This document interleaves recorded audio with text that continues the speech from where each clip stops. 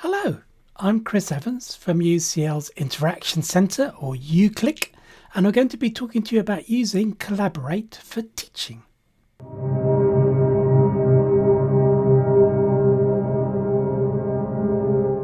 In this episode, I'm going to be looking at how to pre-record your lectures.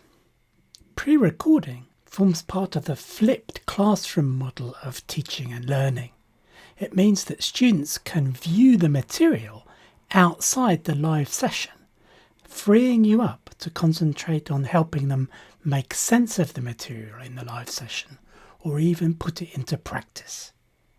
To record the lecture, we're going to make use of an application called Loom from loom.com.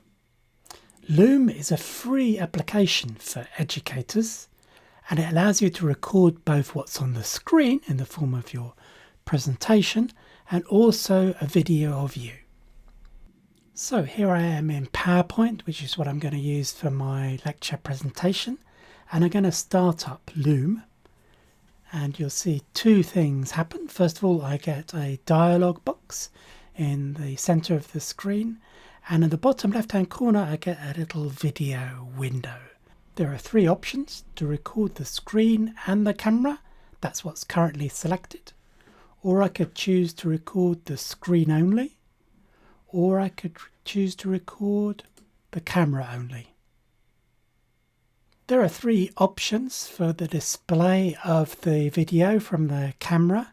If you hover your pointer over, you'll see these three dots appear, and here are the three options.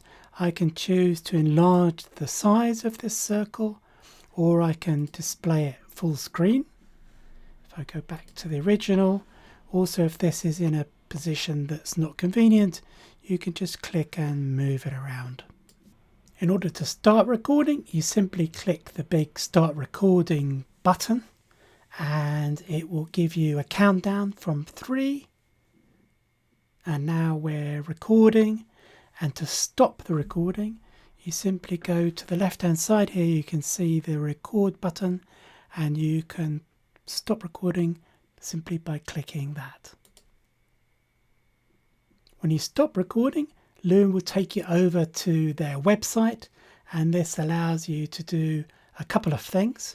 One is that you can change the name of the recording, My Recording in Loom. You can edit the start and end points of your video by clicking on the trim icon here. And you'll see this white start trimming button. Click on that and you get this two red start and end points. Position those at the points at which you want your video to start and end. Remember, it's the red bit that it's going to save, and it's going to trim off the white bits. When you're happy with the position of these start and end points, you simply click Remove and then Publish Changes. When publishing is finished, to share your video, the simplest way is just to click this Copy Link button. That's copied the URL into your clipboard.